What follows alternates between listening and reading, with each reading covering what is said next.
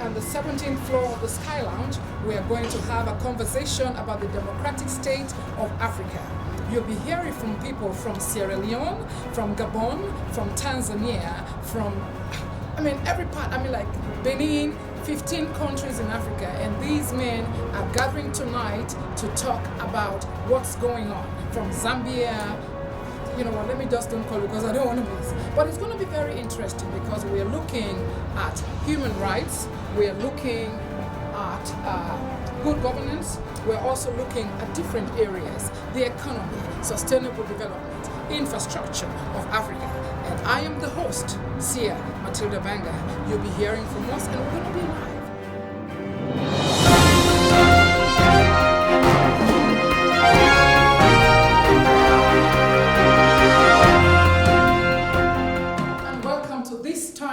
TV. Again, I'm your host, Sia Matilda Banga, and we're here again to discuss about the democratic state of Africa. We have been looking at the economy and sustainable development, and right now we're going to turn around to discuss human rights, good governance, and democracy, of course.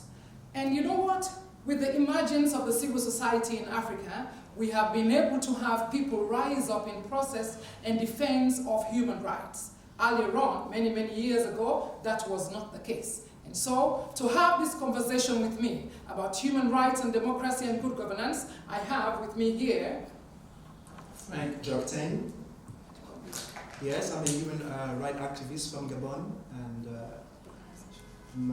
I'm also a part of GDRH with Jean-Claude Zamba.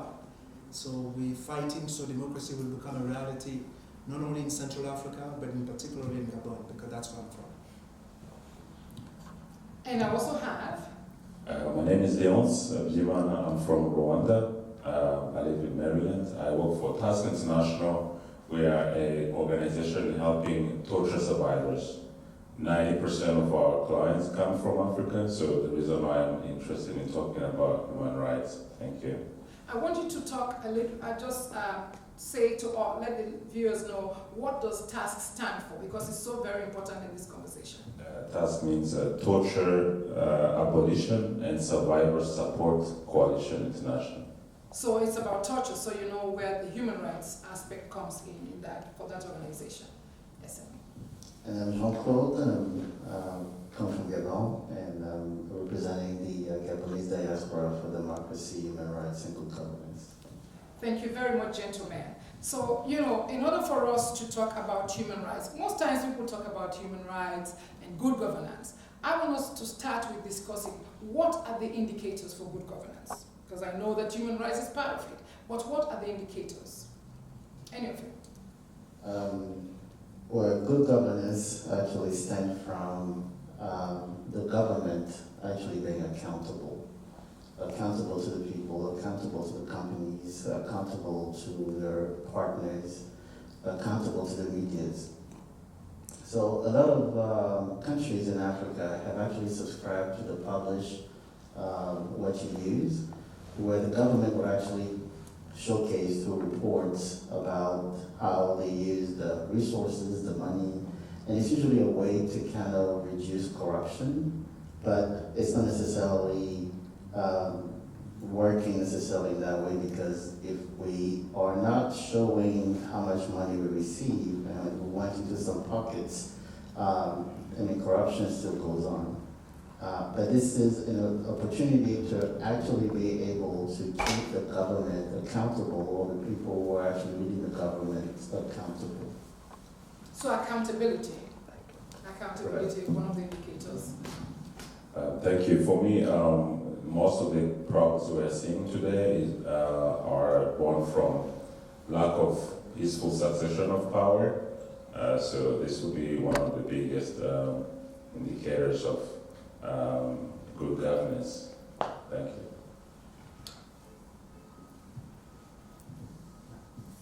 For me, good governance will be a government who will work for the people. So in other words, a government that will be where you will have government officials that have been chosen by the people and who are serving the interests of the people. It will be a government who also will be transparent. In other words, everything that they do for the people, they need to relay very often to the people where they don't. And so any money transaction, any project, the people who were supposed to elect them need to know how every dollars or every franc CFA or every money is spent. That's what I would call good governance. Hopefully we'll move from the franc CFA very soon. Hopefully we'll move away from that. But yes, of course, accountability, political stability, the absence of violence, the rule of law, and the control of corruption, at least control of it a little bit. But let's talk about what you just said about Leonce, the lack of peaceful succession of power. Because I just see the three of you representing Gabon and Rwanda. What has happened? Your president has been there in Gabon for how many years? His father was for 42 years. 42 years. And this one has been 10 years. And so I mean, the family thing has been like for 52 years. Correct. All right, and then Leonce. In Rwanda today, we have a president that's been there for around 18 years, and with the plan to continue. And I would say that, we had like 5 presidents in Rwanda, and 3 of them died on power, were killed, so that before another president came on. And I'm sure that has happened in other countries.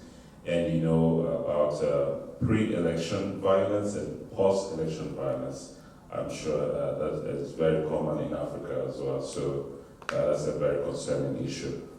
Very much so. So Jean-Claude, let me pose this question to you. What your organization, the Gabonese Diaspora for Human Rights, is a civil society organization, assuming that you were actually back home in Gabon. What do you think the civil society or the diaspora should be doing, gentlemen, for situations like this? The presidents that stay in power for 40 years, they either get killed, I don't know why they want to wait to get killed, or before something happens. Yeah, that's a very good question. Civil societies actually has emerged because of the weaknesses in political systems and also oppositions. Yeah. But at the same time, the emergence of civil societies have also, some of the governments or dictatorships at first didn't really pay a lot of attention to civil societies, and I'm talking about around the world. When they realized that the civil society was actually doing some interesting work that was actually working against them, then they started to go and crack down some of these civil society's leaders. Civil society has a few issues. I mean, the key one is people are not necessarily trained well, and the second one is funding. Some civil societies are actually receiving funds from the government, but some for international organizations like the European Union, maybe some other ones. We have, in so many cases of civil society leaders in Gabon have actually been arrested.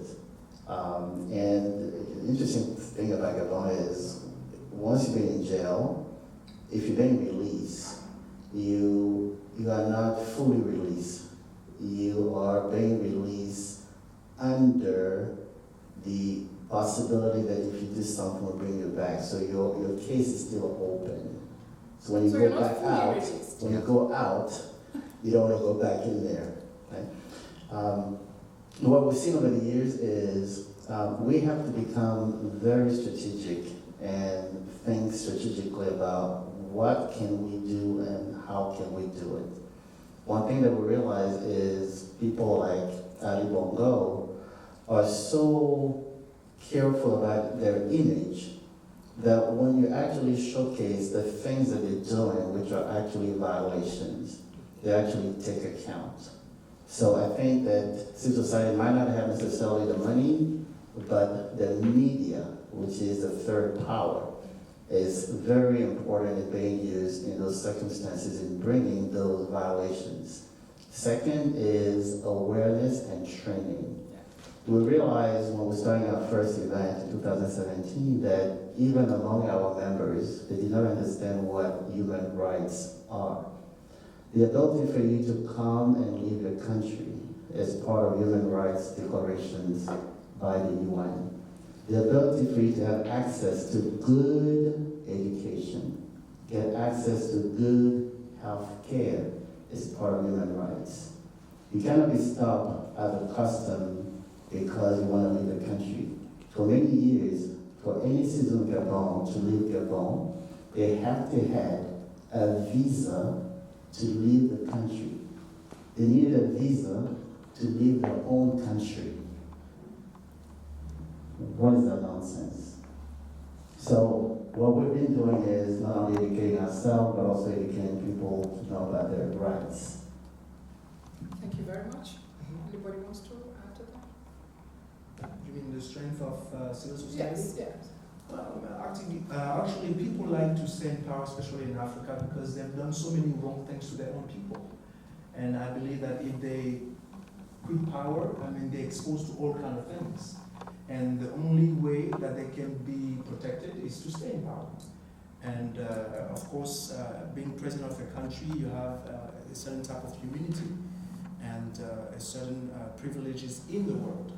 And we have to realize that those men who, unfortunately, most of them who are controlling most of our countries, they don't think about their people, they only think about themselves. So for them, the dream is to die in power. So because they don't want to be accountable to anybody. So, we don't judge the dead. We don't put dead people in jail. So that's why I think that they are willing to let the country burn, but as long as they can cling to power, that's what it is. So that's why I think civil society has its role, and we as citizens, we have our role.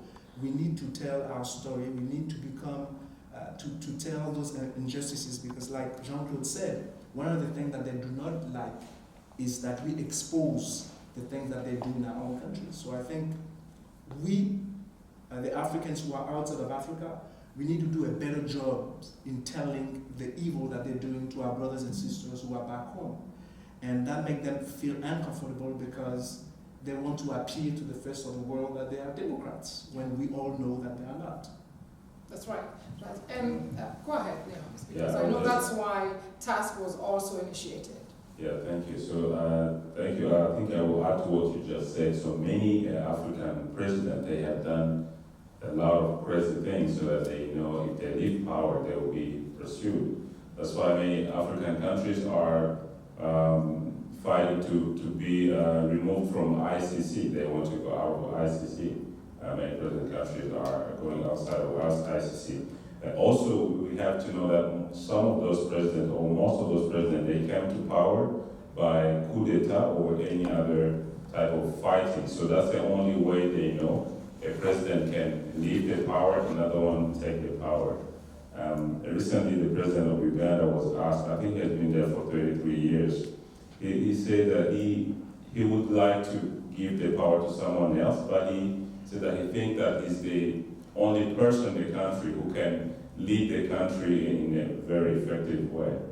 So people were not happy, of course, about it, but that's something that you're going to see in many countries. So 40 years, 35 years, I don't think, and in the last 5 years, I think 7 countries in Africa have changed their constitution so that the president can take on more terms.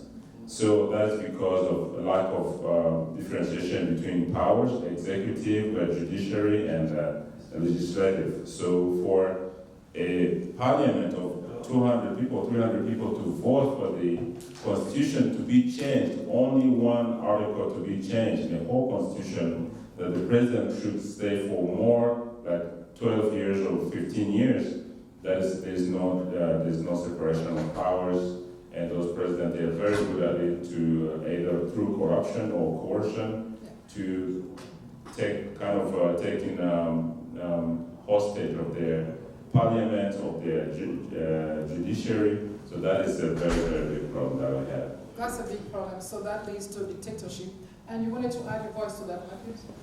Yeah, I was trying to look at the reason why African presidents stay longer in power is because, again, one contributing factor is us citizens. We try to embrace whatever they are doing, wrong things, just because the people surrounding them, they're trying to benefit from whatever they are doing as a government. And us, like those who are poor, they have no say. They can't say anything to contribute. They just praise whatever the leaders are doing, like they're doing the wrong things. Nobody can say anything against them. In so doing, we keep prolonging those people. It's like they are doing the right thing, and we can't say anything negative of what they are doing if we've seen that they've done the wrong thing. So mostly it's the citizens who contribute to the presidential longer sitting in that seat. Can I tell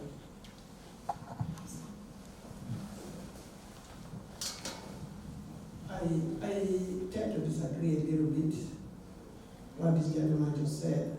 The people in Africa are poor people, they don't have no choice. Because most of the leaders are rich. So what a poor man have to stop somebody who is in power, who want to be in power anyway, who can do anything to be in power? That will be tough. Let's go back to the resources of Africa, what we have. We have all the natural resources. And China and the West need all these natural resources to bring back to their country and create jobs. That's why we are running away from our continent and coming to these Western countries and paying their taxes and build their own countries. So knowing that Africa, if Africa is actually organized and we can actually manufacture our own goods and services, do you think we and you will be here? Do you think we can pay taxes here? We will be back there contributing. So because of they know that this Africa's weakness, the only way they can actually come there and steal our resources is to fight to keep those in power that can allow them to steal and lie for them away so they can pay us a penny on the dime on all our product and bring it back here. So the West, that can still go back to the West, contribute to keep these people in power as long as they are subscribing to their economies. I subscribe to that absolutely. We have situations of things that happen in Africa where the West stays silent. And then when the particular president or people around him decide to do things that not necessarily the interest of the West, then all of a sudden they remember, oh, well, you killed people 10 years ago. Well, maybe you should have brought that up 10 years ago. Why are you bringing this now? I think, for me, I go to different events and I hear people talking about, Africa has so much natural resources. I beg to differ. I think that the biggest natural resource that Africa has is children. We, the Africans, the world is watching us. The world wants things from us. The strength of the Africans were understood even when Africa was first discovered. When you read some of the history about Africa, you realize that even when the British Empire trying to take over the west coast of West Africa, the Fulani army were actually able to put at war against the British 40,000 warriors. 40,000 warriors is not a small thing. You have to feed those warriors. And you have to make sure communication stays great. And those 40,000 warriors were able to defeat the British. So you have to understand that after defeat like that, and there was a lot of war also happening in other places in Africa, the West realized that the best way to get to Africa is to divide Africa. So unless we realize that divided we will not go far, but together we will, I think that's going to be a major turn.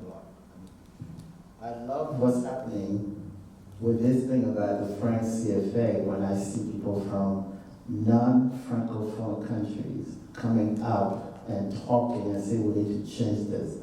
This is what we need to do. This is what we need to do, but I need to ask a question also. Is it that infringing on the rights of people just because they are poor that the government takes advantage? Isn't the government also infringing on the human rights of people, regardless of the fact that they are poor? The governments made the people poor. Right now, Japan has brought what? 8-point-something million of people out of poverty just between 2013 alone and now. So if the governments of Africa can bring their people out of poverty, then they don't need to fight, they don't need to be aggressive because things are happening. And I want to pose this question to, do you want to say something? Yeah, I want you to Okay, after that, and then I'm going to let Leon say a little bit, because there's been a lot of infringement on the human rights of people as far as their freedom of expression, and as journalists and people in the media and all of that.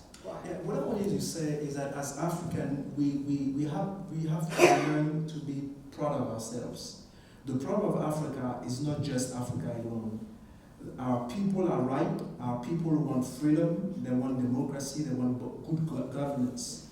The problem is that we have interference from outside of Africa, which is very strong. And if we don't realize that, we already are defeated.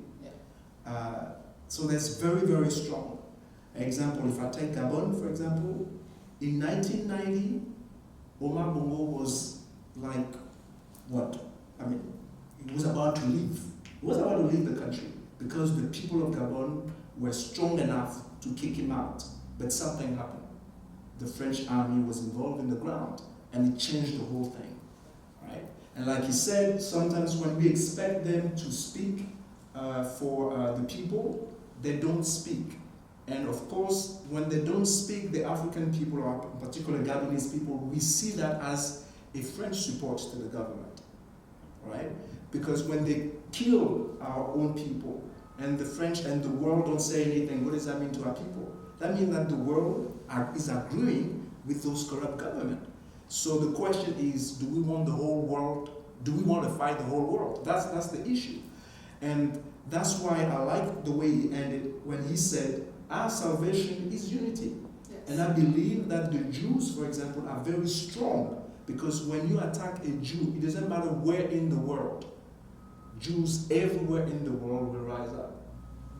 And I think the time has come that the Gabonese problem is not just a Gabonese problem.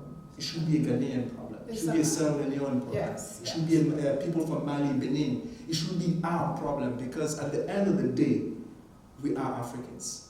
And when Africa goes up, it's not just one country will go up. It's all of Africa will go up. So our problem is we have to look at it not as an individual, but as a group. And I think, like you said, our wealth is our people, is our children, is our youth. Yeah. We have something that they don't have. We have the number. We have the number. And so if we as Africans, we stood up as one, and not only we stood up as one, but we have also our cousins, Afro-Americans, our other cousins from the Caribbean, who said, if you treat Gabonese people like that, we do not agree with the way you treat them like that. They will start to look at us differently. But the problem is that when they do something in Gabon, but Nigeria, Ghana is not saying anything, they say, you know what, we can do to those people whatever we do, nobody will budge. But the day that we will start to say, if you hit a Ghanaian, then you have touched the Gabonese. Then you will see the whole world will look at us differently. I think the case of the ECHO and the CFA is a roadmap to that, and we are all standing together as Africans. But let me let you say something. Yeah, thank you. In fact, to what you just said, there is a big conversation now about to add socio-economic factors into human rights. Because someone who is living under $1 a day, their human rights are not respected. So that person should be brought to a level where he can live in a decent way. So I think that in very few months or years, socioeconomic access is going to be a part of the human rights. The second thing is that what my friend said, that African people are allowing their presidents to stay in power for 30, 40 years. That's true in one way, but on the other way, those presidents or those leaders they're ready to go miles. They're ready to do whatever to stay on those powers. So you know that some villages have been killed, the whole village, because the village was trying to rise up. Many prisons are filled with people who want to just speak out against corruption in many countries. In many countries in Africa, now like 6 or 7 countries, they recently voted for anti-terrorism laws. And when they call you terrorist, it's not because you're taking guns or you're killing people, because you're speaking against the government. Against the government. The anti-terrorism law, there are many. So Ethiopia has put in prison like thousands of people because of anti-terrorism law. Nigeria is having that. Many countries are avoiding those anti-terrorism laws, and people who are going in jail from those laws are journalists, whistleblowers, activists, and civil society organizers. So that is very, very important. So these leaders, they are willing to go extra miles to stay on power. So if your brother and your sister on your side, they go in jail and their wives cannot not find something to eat, so unless you want to be a hero, you don't speak out. So that's the problem that we have. I think some people will have to sacrifice themselves to, and there are many people, as I said before, I have at least 300 clients a year here in DC who are torture survivors. Those people have been tortured. It is proven. We have medical doctors who help us to examine them when they lost part of their bodies, or they're being tortured in a bad way you can imagine, because being a journalist, being an activist, speaking out against the president's stay for many years. Many people have died, many people have been put in jail for years, people have been tortured because of speaking out. So we are lucky that we are here to speak about this, but I know in some of our countries we cannot have this type of conversation. So I think we are lucky to be able to have this conversation. Thank you so very much. I know a couple of people wanted to chip in, and may I also throw this question, and maybe you can also add to it. Is there really, like he said, a correlation between economic growth and political stability and human rights? I'll put that question to you. Yes. So it's open for discussion. I think the best way to solve the problem is, first of all, trying to get to the root cause itself. We've talked about so many African leaders who are dictators staying in power more than they are supposed to. We have to understand that most men are selfish by nature, and what makes them want to stay in power is because they want to get all the resources. They have gotten so much power, and we know that absolute power corrupts absolutely. But for people to really get out of that kind of a regime or dictatorship, people have to take their responsibility, because the moment the slave resolves to stop being a slave, his fetters fall away. Once we realize that somebody who's trying to be selfish is staying in power at our own expense, we have to start speaking. And I know most people would like to speak, but because of the issue of human rights being violated, because there's no freedom of speech, there's no freedom of assembly, because people are in poverty and they can be bought by $1 or so, because they don't even have $1 to live on, we find that it becomes very difficult for them to speak. So in trying to come up with a solution to this, first of all, we have to understand that people need to be enlightened. They need to be educated. The few people who got the education, they have to reach out to those who may be blindfolded by the poverty that has been imposed upon them by the politicians. That way, they'll realize that they are being slaves and they need to let go of the fetters. Then I like the point that is coming out here, and we are also referring to the CFO Frank and what ECOWAS is trying to do. The unity in Africa is what is really going to help us get out of so many of our quagmires. When we talk about freedom of speech being suppressed in a country, somebody cannot speak because the government has got so much power that whoever wants to rise against that government is going to be trampled upon. But how do we get rid of these dictators is by enlisting the help of neighboring countries, West Africa, East Africa, going in to fight problems in Central Africa. We have to coordinate amongst ourselves in the diaspora, trying to educate people, trying to reach out to our governments. If our government have got some aspects of human rights, upholding human rights, we have to speak to them. We have to speak to them so that they can put measures in place that can make it impossible for these dictators to stay in power. Because when you hit them in the pocket, by, for example, refusing to trade with them if they cannot uphold human rights, then they are not going to continue, violating human rights. But it seems like we are not putting so much pressure on our governments so they can fight the dictators in various countries where human rights are not being upheld. Thank you. I think, personally, I love what I'm hearing here. It goes back to being organized and being strategic. A dictator has the treasury of the country. A dictator has the army. The dictator has lobbyists. You need to understand the person or the system you're trying to fight. Unfortunately, we've seen a lot of cases where people talk, but there's no binding. What do we mean by binding?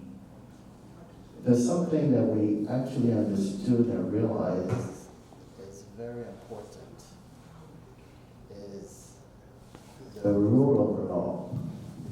Right?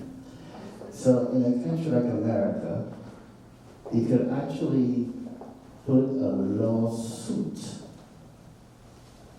against people in government in the US. You could put lawsuits in certain places.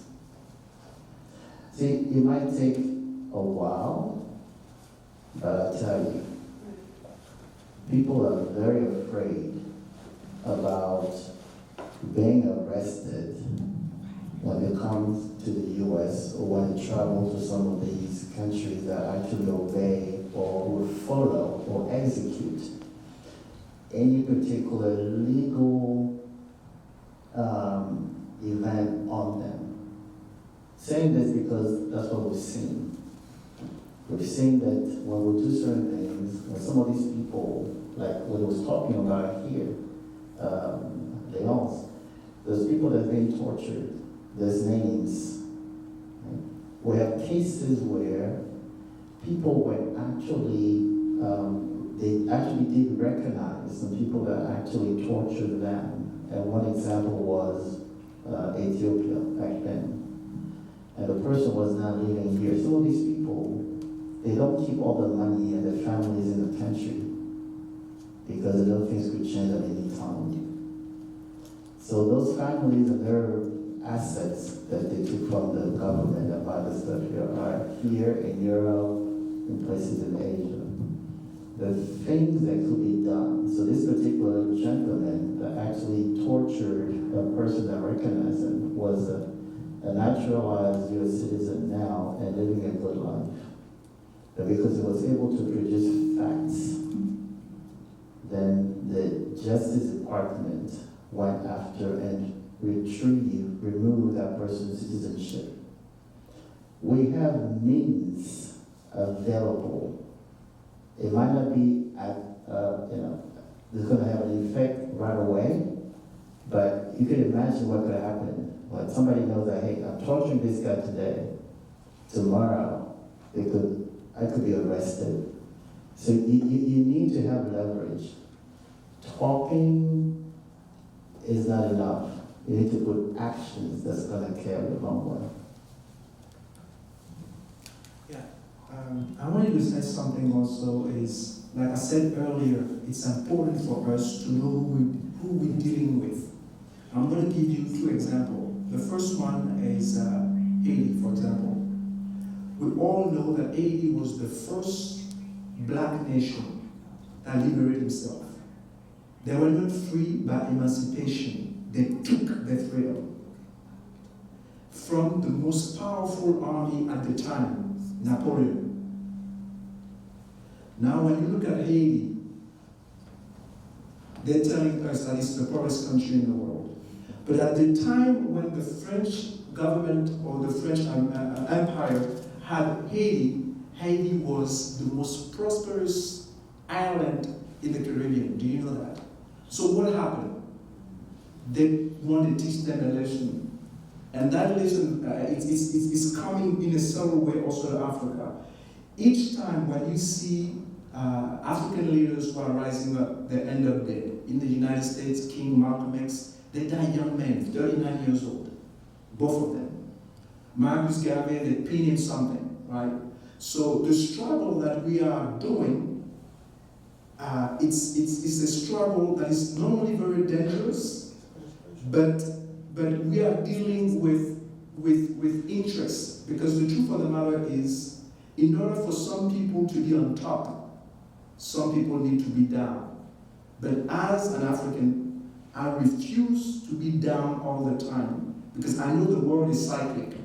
So if you all the time have the same people on top, it's because they are cheating the system, because that's not the way the world is structured. So we need to understand that. So the only way we can survive and we can succeed, like I said, I'm not going to say that enough, is unity. The last thing I want to say is the president of Togo, Sebani Solempio, a very intelligent African. He committed one mistake. It's too early, he said, I want my country out of the French CFA. The next day, or couple of days later, the French got him killed. Simple as that. You see? So we need to realize that, and they're going to continue to do it until we tell them that we will not going to tolerate you doing that anymore. I mean, you could have just snatched the best of our leaders and then tell us that we're poor, that we're not advancing, when actually you're crushing our leaders. So this is very important. That's right. And you know what? I think this brings us to the fact that power belongs to the people. So we, the people of Africa, must continue to speak in a forum like this. We must continue to stand up and speak and let our voices be heard, because we own Africa, and I don't think that somebody from outside should tell us what is best for us. We have 2 critical questions, and to wrap this up, believe it or not, we have 3 more minutes. Go ahead. Thank you. I just want to tip on what you said. As diaspora, what can you do to help those people who are afraid of speaking out in Africa? Even if U.S. today is not the leading country in human rights, but it has some tools that we can use here to help our brothers and sisters back in Africa. There are many legal tools, like what we call the Global Magnitsky Act. Actually, a citizen or someone like you or me, we can make a case against anyone who we believe is doing corruption or human rights abuse. So if you have good evidence and you have good testimonies and you have all, you put that together, it's a very easy tool. You can bring that to the State Department and the Treasury Department. They will sanction the person. So you hear that every day, that someone has been sanctioned, someone has been sanctioned. It is normal people like you who do that. You bring that case to them. Because what U.S. used to do before is that they were saying that we're going to cut aid to Uganda, for example. If you cut aid to Uganda, so it's the normal people who are going to the hospital, they're no longer going to have medication. Normal people suffer, but like the president is not going to suffer from that. So now we are shifting to individual sanctions. So as a citizen, you are able to do that. There are other sanctions like the Torture Protection Act.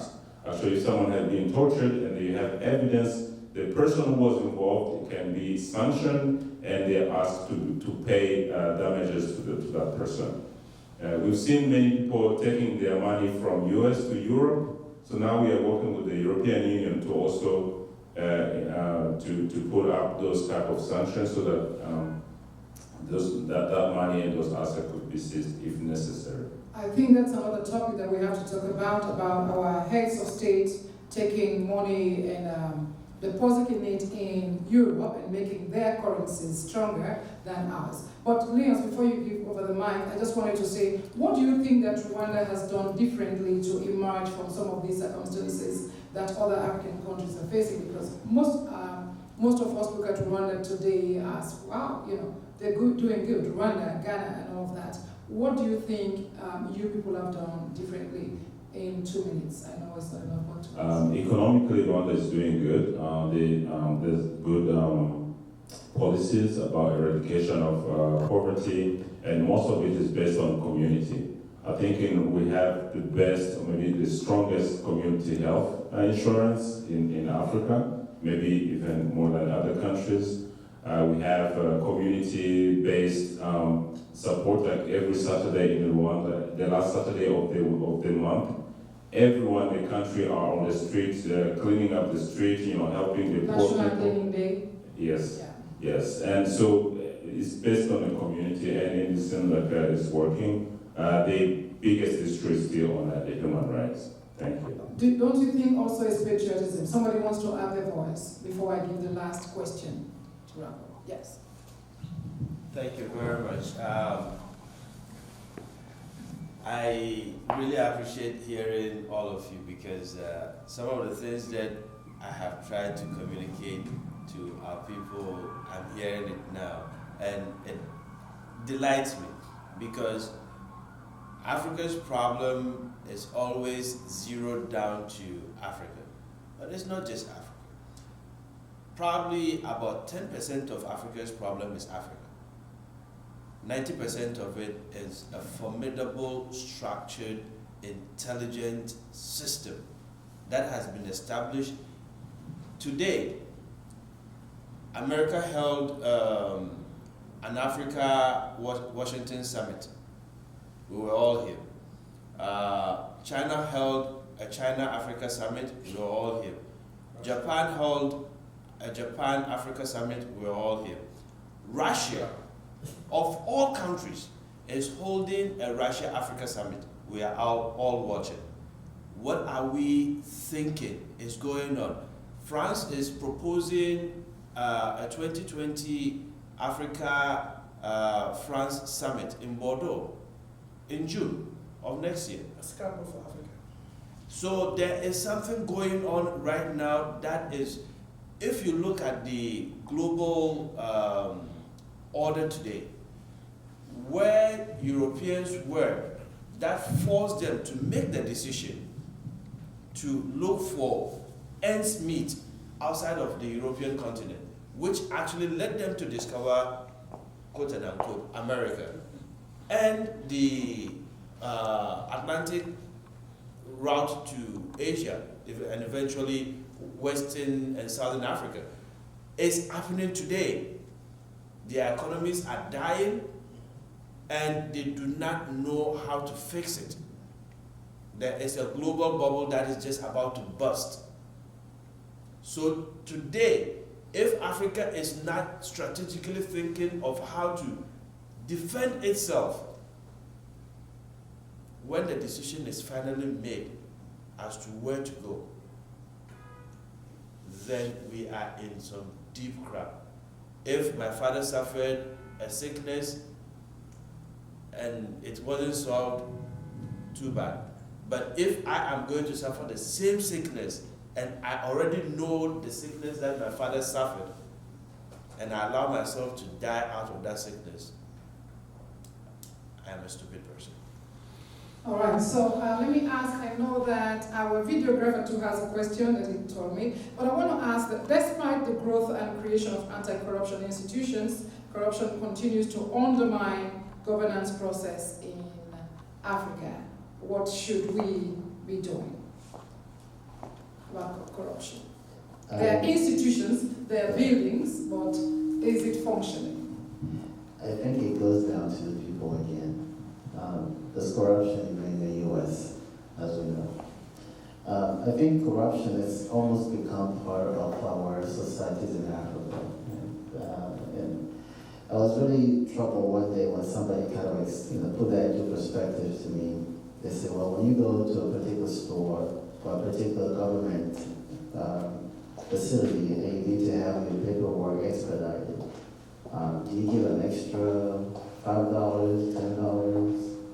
I said, yeah. I said, well, that's corruption, because if that person is a government employee, they're supposed to be paid by the government, not by you.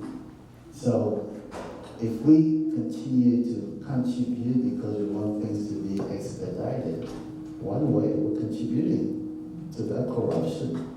But at the same time, are we willing to say, you know what, I'm not going to give you that extra $10 and then wait? Are we willing to do that? Usually the answer is no. So, talking about corruption, sometimes we always see corruption at the top.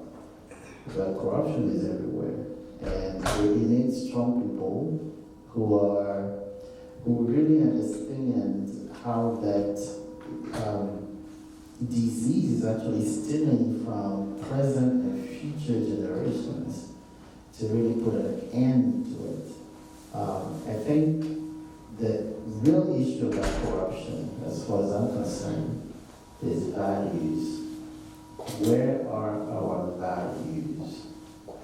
Where are our values? And I think until Africans go back to their values, because our values make us.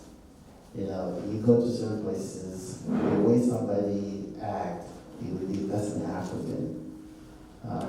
We have values, and our cultural background, that's our identity that identifies us. So we go back to the values to be able to really fight corruption. We go back to the values to fight corruption. I see many hands up. All right. Shanda. Evans. All right. Good evening, everyone. And talking about corruption, and I believe that corruption is a two-way system, which there's always a receiver and the receiver and the giver. And you find that corruption is a disease that has actually emerged with democracy. Before the democracy issues in Africa, where we had one-party system, one-party rule, we didn't hear of the word corruption. Just after the freedom fighters that fought for our freedom for Africa, such as Kenneth Kaunda, Julius Nyerere, those guys, corruption didn't exist. Even in their administration, it didn't exist. Corruption came when we started talking about democracy. And my suggestion or my submission is that we need to look at it both, how do we tackle corruption? We need to know that it's a disease that needs institutional reforms. By that I mean that we need to have forms of prisons where we know that those people that are dealing in corruption, they want quick money or quick cash. So in life, there's nothing that is quick. So we can set up corruption or prisons that if somebody steals or trying to defeat the means of justice, whatever forms, we need to send them to the corruption prisons where they can work with hard labor. What I mean by that, both the receiver and the beneficiary, to say, you know what, you wanted quick money, but in life there's no quick money. Yes. We have built institutions for corruption, and once we start doing that, because it's a new thing that has come within the past 20 years, and we need to find a solution, and the solution to it is to have corruption prisons, so that we can send those guys to prison and to work for it with hard labor. And when they come back, make sure that they don't own anything. If you're an accountant, you will never work as an accountant. If you're a banker, you will never work as a banker. If you own business, it will be very difficult, so that you have to go back to the farm. So that's my submission. So blacklist them for short. Yeah, blacklist All right. them. What does the international court help with that? International court, I don't think so. They have a different agenda. They have a different role. Okay. Yeah. Let's just hear from him and then we will wrap it up. Yeah, my name is Elvis Kamba. I'm from Zambia, and I'm a mining engineer by profession. So from hearing what most of the people are saying here, I think I picked up one important element. Like the last comment was on values, and the other one was on organization. Then the other one was on, like working with the communities. So basically, what I would like to bring to the table is, when you look at our societies as Africans, within our families, culturally, most of the time, people are telling us not to do. And in the Western culture, they're telling them to do. So if there's a problem, you must act on it. If in a family, a decision has to be made, in a Western family, everybody's position, opinion, and needs are taken into consideration. But in our African societies, when your father wants to buy a car, he just buys a car. He doesn't even talk to the wife. The wife is just surprised, the car is here, how did you get it? When something has to change in the house, they just impose it on the children, they impose it on everybody. So I want to begin my point on saying that, first of all, democracy is a good thing. But what we've not done as Africans is to be able to invest in democracy, understand democracy, and establish where it should begin from. So democracy should first of all begin in a family. So as families, we must be in a position to allow even our youngest of children to be able to participate in most of the decisions, or in all of the decisions that we are making in the house. And at that level now, we can move it now to our communities. So at our community level, we must be able to galvanize and put into act of everybody's position, everybody's opinion, and at that level we can raise it to the national level. But when it comes also now at the national level, this is where a great deal of work has to be done, because what it is us as human beings, all of us in here put together, we do possess certain unalienable elements, which are love, hurt, greed, we want to share. So those things come natural to us. And if you are to put the Western community in similar conditions that we have, which are porous institutions, they would pretty much come out the same as us. If you look at history, most European countries were impoverished. They were experiencing similar problems that we have in Africa. But when they sat down, the first thing that they identified was that a human being will act as a human being. And in order to be able to manage a human being correctly, you have to develop institutions that will be able to protect other human beings against another human being. So I think when it comes to the government or to the national level, this is where we now need to look at how can we strengthen our institutions?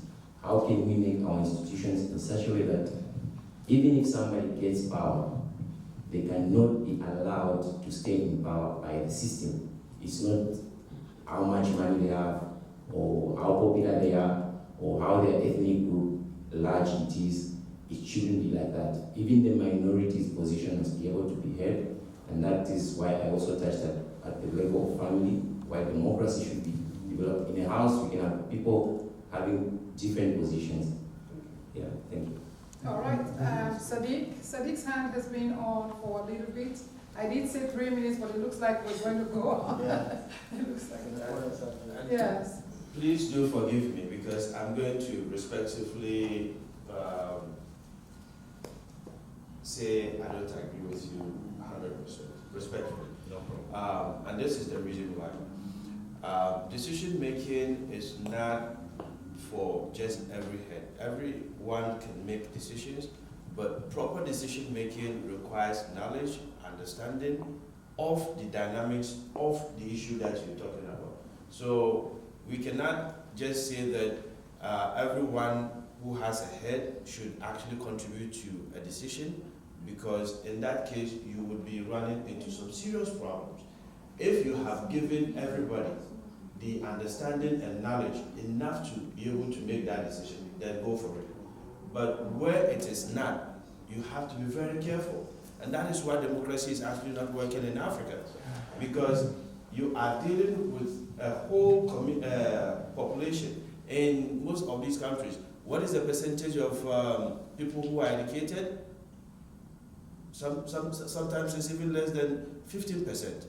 Some is just between the range of 0 to 30. But the same people are going to go decide on what or who becomes the next president of the country. They don't know anything, they cannot read anything, but they just are told, oh, this guy is from your own community. So from your tribe. So let me just counteract on that one, just to clarify. All right, please. So simply, what I mean by everybody's position to be taken into consideration, I mean, you know, I'm a mining engineer. I'll make a more valid decision when it comes to mining problems. But when I'm making that mining decision, like I'm going to put a waste dump somewhere there, I must be able to incorporate the people who are in that village. What impact is it going to have? Same thing at the political level. When you're a president and you're making a decision, you want to put a road in a particular village, what is that road going to improve in that village? You can as well put up an industry to be able to manufacture things and give them jobs. But those decisions are just made up there without considering what the people think or what impact it will have. So that is the context I was looking at it. All right, And okay, let's go that way. Let me just say it. We're forgetting one thing. As I was talking about Mr. Sadiq over here, artificial intelligence, right? The best way to solve the problem of corruption is to prevent it before it happens. You are in America, people want to be corrupt, right? But most of the time they are afraid to report because there are systems in place, so institutions. I just wanted to add that. And this gentleman was talking, somebody was talking about family values. Was that you? Values. Somebody was talking about family values. Yeah. Let me just give you an example. Recently in Sierra Leone, my president offered free quality education to all the students. And some of the parents were paying for students, for people to sit for an examination because they could not pass the examination. Yeah. And let me quote my president what he went and addressed the nation. He said, we are trying to fight corruption. We look like every Sierra Leone is corrupt. He said, because if you go and pay for somebody to take an examination for your son or your daughter, you are actually teaching your daughter that you can make it the easy way. You don't need to study. I will just buy you a way out. And you are growing that child, and that will be a product of society. I just want to end there. All right, let's go that way. So I see we all keep talking about democracy. And as if we didn't have a system in Africa prior to that. Right? And so all of us are assuming that the decision-making processes in Africa were in fact inferior to what we have now acquired. What the Western brought to us. And this is problematic in many ways. Let me first, before I even go to Africa, let's go to Asia. Singapore. A lot of people criticize the way the leadership was in Singapore that took the country from a third world country to a first world country. But today, Singapore is a different nation, even among the nations that rejected it. Similarly, we are now beginning to hear echoes of that about Rwanda. But anyone who has stepped foot in Rwanda will know that, yes, there are going to be challenges. And this is not a phenomenon only relating to Africa. Because Europe of itself, coming out of the Dark Ages, until they signed the Magna Carta, it was a terrible place to live.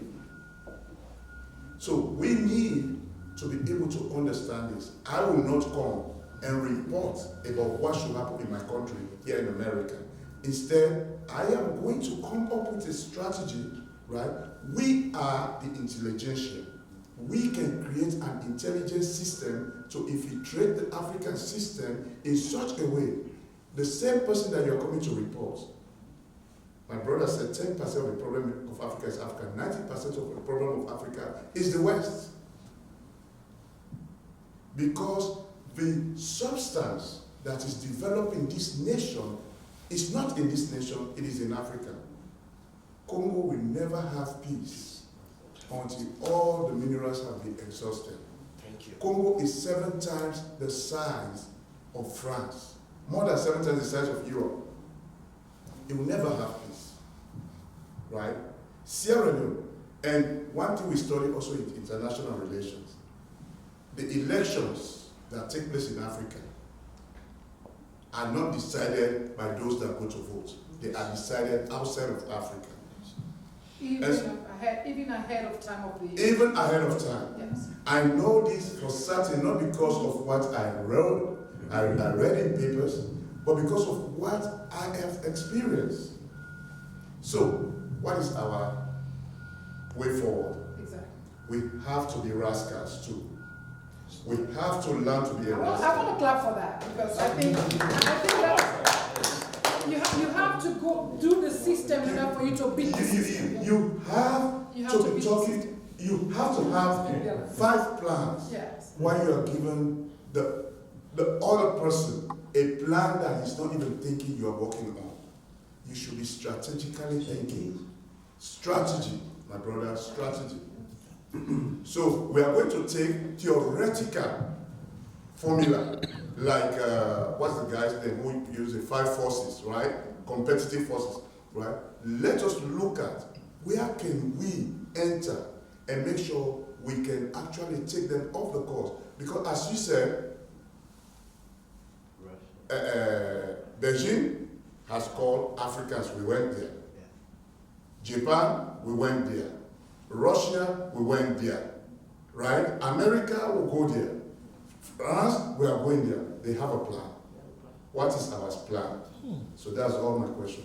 I would say to that, Askia, that the reason why we're having a forum like this is that it's not just to talk, but at the end of all of these sessions in December, we have to sit down and write those strategies. We have to present it to whatever body, whether it's the country in Benin, in Gabon, in Sierra Leone.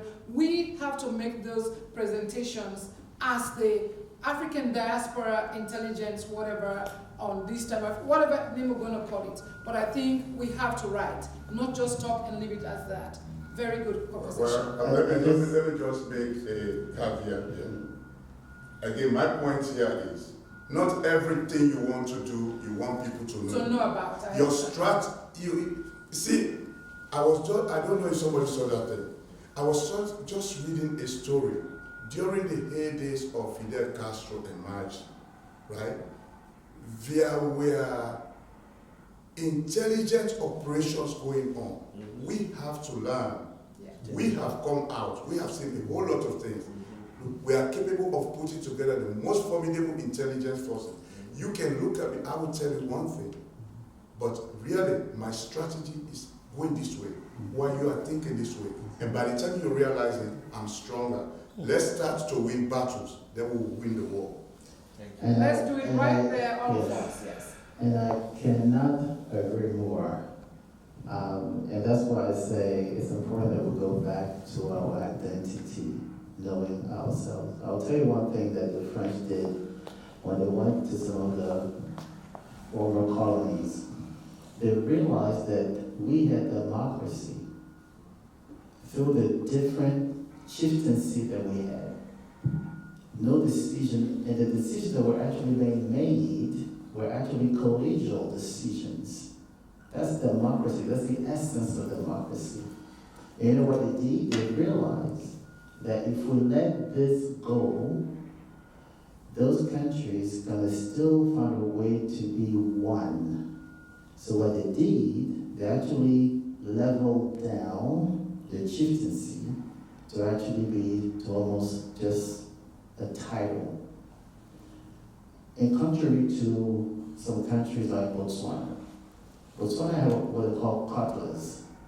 Those are the chief. No major decisions have been taken since independence of Botswana in '66 without the president going and sitting down with a cutlass. Yeah. This is what Botswana is one of, '66 was among the poorest countries in the world. Okay? Today, they're among one of the vibrant democracy, whatever they talk about. But the thing is, yes, we did have democracy, but also the respect of life. We had human rights. If somebody was stealing something, we have ways of catching the person, and the person was actually getting the sentence.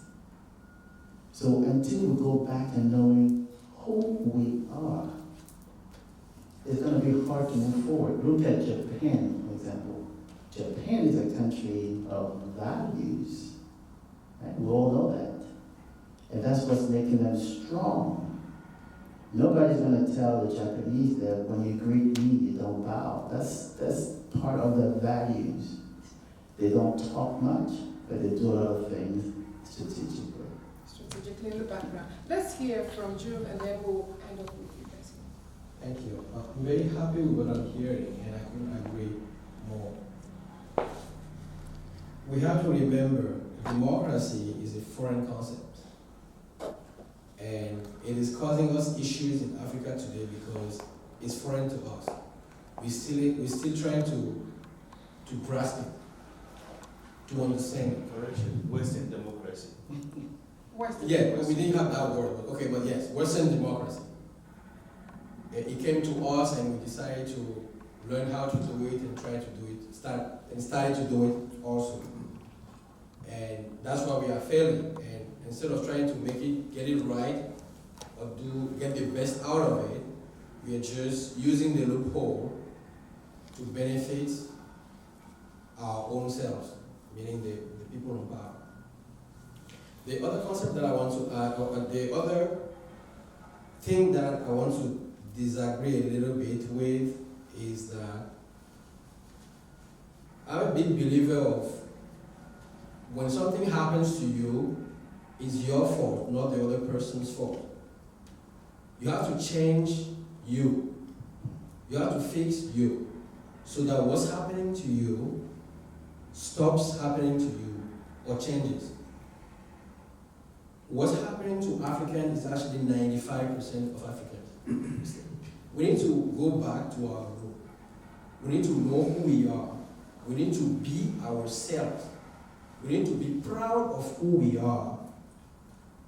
And when we go back to that, we'll realize that we have the unity that we are looking for, we are seeking today. We had it. That's all we need. So are you saying, just like Matthew said, that we as Africans in our own countries must stop undermining our own policies, because there are people who are like in favor of their tribal, whatever, if the president comes from this tribe or that tribe? Is that what you're saying? We should, that too came after the West came. It wasn't like that. Yes, there were tribes, but it wasn't no this, no that, no the, or separation like that. It wasn't like that. So we were one, we were from different tribes, we were still working as one, taking decisions together. So we must not undermine our culture, our roots. That's what I would say, our values. Yes. All right, I'm going to let Evans and then Sadiq, and we're going to close with the panel, please. We've gone beyond the 30 minutes that it was, but I think it's a very good conversation, don't you think so? Yes. All right, Evans. Okay, decision making is quite very, very important because decisions are not made in a vacuum. And in most cases, we find that African leaders, they make decisions in the vacuum. They do not consult. They think that what's being done in a capital city is the best for the country, but when making decisions, you have to make sure that you need to make an informed decision. And the only way you can make an informed decision is to go and reach out to the people that you are targeting. By that, I mean that, take for example, in my own country, Zambia, the government had to make a decision in Lusaka to buy 1 million fire tender for a village where there are no roads. What value did that make to that people, to that community? Is it going to stop a fire, maybe something that is being burning bush? So you find that because they did not consult the people in the target where they needed to deliver that, they made the decision out of self-interest.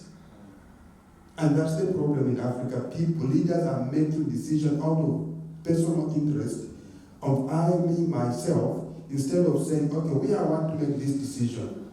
What is the community going to say about it? So you need to get back to the community and ask them, do you really need this? Then the community, they will tell you, no, we don't need a fire machine. We want a hospital. We want schools. And of course, when you are building schools or hospitals, you have to ask them, what kind of schools are you looking for? Don't just put up a structure. So the decision-making process, it should come both from bottom up, not from up bottom. In that way, when you start making those sound decisions based on the information and the data that we have, we will never go wrong. But the biggest mistake we're making in Africa is that leaders make decisions for themselves and they say it's done. Don't question us, because we just want to do this. I just have to say something to that. All right, go ahead, and we're just going to go through. Yeah, this is very good. I think this is very important. We're touching on a lot of great things. And I think one key thing here is strategy. There was a reason why they divided Africa. There was a reason, because they saw something. They realized if we do not do this, these people are going to rule us. They saw something. Yeah. Until we see what they saw, we're not going to be living up to who we are. We need to see what they saw. They realized our communities were very integrated. We need to divide. Well, these ones will put a border of 2 countries here. So now, these ones here are going to feel smaller compared to these other ones that were smaller before with them. And then among themselves, they're not going to get along, or put seeds of division. Until we see what they saw, we're not going to really know our full potential. I think that they saw our unity, our strength. They also saw the natural resources that they were coming for. I think that is very clear. Let me let you talk. I know you've been willing to say. And then actually, I really enjoy what I'm listening here. But one of the problems that we have as Africans is that we underestimate ourselves. And Europeans, people who are not Africans, they know who we are. That's right. And they have done a good job in hiding us, who we truly are. So like you said, we need to discover who we are. And the strength of an African is his values. In our system, before we were in contact with the West, we had the judiciary system. That didn't come from Europe. We have a way to deal with people who are doing corruption. For example, if somebody was stealing something, somebody would come and say, whoever steals that thing, by 5 p.m., I want that thing to be back. And you know what? In Africa, the thing just appeared. You know, because they knew that there would be consequences if you don't do it. And usually, they probably knew who stole it. But they were giving you the opportunity to redeem yourself. Yeah. So you can stay within the community. And if you persist in your evil ways, you were outcast of the community. And that was like a curse in our society. That's the way we were functioning. No major decision was made in a village without taking in account what the little one was thinking. What I mean by little one, not the children, but even the people who were low at the bottom. They were listening to them, and in according to what they heard around the village, they were making a decision that was good, not for the chief, but for the village. Corruption today in Africa persists because we have leaders who only think about themselves. Corruption is self. You're not thinking about other people. So you're taking resources that were supposed to be for the betterment of all of us, but you're taking that for yourself. That's what is corruption. That concept is not Africans. That comes from Africa, because Africans, for us, when I go to go somewhere to get meat, it's for the whole village to eat. It's not just for me and my family to eat. It's for all of us to eat. That's why in most of our culture, we used to eat still together with a big pot. The whole everybody come. And when somebody, I remember when I grew up, there was always like, more, there were always plates because we never know who will come. It's in the European society who say that when it's noon and everybody's supposed to eat, everybody's staying there. Well, in Africa, it was not like that. So we need to know who we are and we need to stress our values. The last thing I would like to say, there is a country called Norway, Finland, Denmark. Those countries have the lowest rate of corruption. Do you know why? Because those are the countries where the government are taking care of their own people. People don't need to steal if you're taking care of them. They have the best healthcare system. So why should they go and steal? You know? I mean, the minimum was given to them. And in our villages, that's what we were doing. People were living, they had their little hut or their little, but they have, the comfort, and they were living like human beings. Today we have so much people want to take what other people have because people on the top are already, scavenging everything. So we need to go back to our own values and realize that we are stronger when the other one is also strong. And it's very dangerous to think that because you can go to the best doctor in Europe, that you think that when you're coming back to your own country in Africa, when the majority of the people around you are sick, that you're going to remain healthy. That doesn't make sense. So basically you're saying that the oneness that you spoke about, that what affects one affects the other. Exactly. Let's go to Sadiq. We're going to close this topic, and then Mr. Dean also has a question behind the camera. Yes. Thank you very much. You're making me smile. I'm really blessed today. But thank you very much. I really appreciate what you just said. Historical perspective. I recommend The Fortunes of Africa, 5,000 Years History of Africa. Read that book, just so that you can put certain things in perspective. There is no altruism among nations. Yes. There isn't altruism.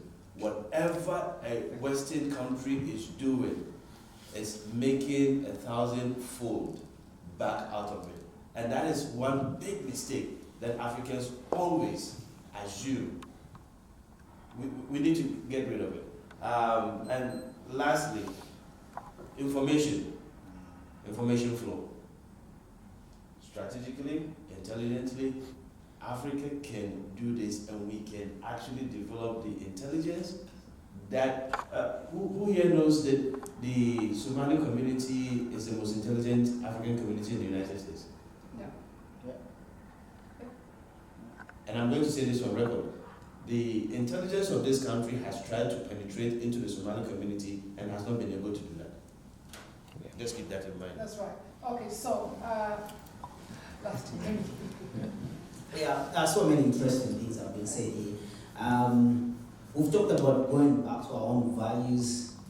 I just feel like there's one thing that we're also missing. The world has been progressing. There's evolution, there's revolution of ideas. So even as we talk about going back to our values, of course we have to go back and take our positive values. But even from our history, there were so many things which were wrong about the African communities. So are we going to take back those kind of values? Of course. But when we talk about values are never negative. It's always positive. That's why they're values. If they're not values, then there's other thing. And I'm not saying that they may be positive in one context, or from one's perspective. In another person's perspective, it may not be positive. Example. Example. We're praising our history so much, but when the same people are selling our own people to foreigners, are we going to call that values? So, and the point I was trying to get to is the fact that we have to adapt. And adaptation right now is about creating systems that are going to rid ourselves of our selfish nature so that we stop the corruption we're talking about. We can only stop it if we have got the structures in place, we've got the laws in place, the rule of law is adhered to. That's the only way we're going to stop corruption. It's not so much about the values that we have, it's so much about what we have in place to stop somebody from, benefiting or from, using their selfish nature. I beg to I did say, and I'm going to stop. We're going to stop here. We have 2 more discussions to go. We have education and infrastructure, so we need to do that. Somebody said, and I think I sent that to you in the email. Is it the African heads of states that take the money to Switzerland and other places, and those monies are kept there until they die, and then their country loses? Or is it Switzerland and other countries that are taking the money? Who is to blame? That's a question. We're going to hang it. We're going to hang it. We're going to hang the question. But he raised some good points. Yes. And the point that I want to tell you is about, I'm going to give you 2 examples, Japan and China. 1 minute. Yes, Japan and China. Japan never tried to be European. They always try to be Japanese. That's why they're successful. And Asia is doing much better than Africa because they stayed themselves. Mm-hmm. And the problem is that you and I, we cannot beat European by being more European than they are. So the next meeting, everybody comes in an African attire. One minute. Yes. Thank you, Mr. Bar. Yes. Thank you very much. So yes. Thank you so very much. I take your point. The Chinese have infiltrated all the US universities. Yes. The best students in engineering, the best students in the business schools, they are all Chinese. What are the Chinese doing? And they are coming here. They learn from the Americans, and then they go back, use some of their positive or some of their good values, incorporate them with the knowledge that they're getting from the West, and make their systems even better. Okay, make your argument. Here's the thing, don't confuse values with practice. We have practice, and there are good ones, there are bad ones. Value is value. Value is value. All right, anybody else? You can't do math without 0 to 9. Okay, all right. Okay. So Yes. In our conversation, one more person. In our conversations, we always talking about the value where you're putting your African communities and trying to give it the best. Queen Zinga of Angola, right, what she did was based on the values of protecting her kingdom. I mean, even a sister was actually caught in the slave trade, where she was actually being taken. Okay? So the values is, we need to, because you could have institutions. That's a problem. If you have institutions and the values are not there, people are going to find a way around. You need to use both. And we need to learn from our mistakes. And we need to learn from also how others are doing things. Yes. But still staying true to ourselves. Thank you very much. Leon, you have the last word on this? My last word I'm going to say is that I think the problems happening in Africa, I think Africans have to own 99% of those problems. Before we do that, nothing is going to happen. Because, in Rwanda we had genocide, and now people are still saying that we had genocide because of Belgians. Come on. It's because of Rwandans. If something is happening in Zambia or Gabon or Togo, why did it took like 40-something years for Africa to think that they had to get rid of CFA, France CFA? If Africans came together and said, in one day they said, we're going to get rid of this, France is going to do nothing. But if the president of Benin say, I'm going to leave CFA, and other African presidents stay quiet, the French are going to punish him very, very bad. The way that no one else is going to try that in more 50 years to come. But if they raise up now and say, man, let's do it, France is going to do nothing. But if the guy says, if no one else comes up and says, we're going to do it as well, man, you're going to suffer, But so I think Africans, we need to come back to our senses and, become, if we need to fight for it, we're going to fight for it, but we can do better than that. We can all do better than that. It's been a wonderful conversation. I am going to seal it for now. We may come back to it as we wrap up. But hey, it's been so wonderful to have Jean-Claude Nzamba from Gabon, and then we have Leonce Biamani, and then of course Frank Jotain, as they have led the conversation on human rights, corruption, democracy, good governance and all. It's been a wonderful time. Let's give them a round of applause. Thank you very much, gentlemen. So let's take a 2-minute break to stretch our legs. If you want to have some water, or you want to have a glass of wine, please do so, because I don't know if we start eating now when I feel tired. So let's leave the food for when we finish. Next up, education.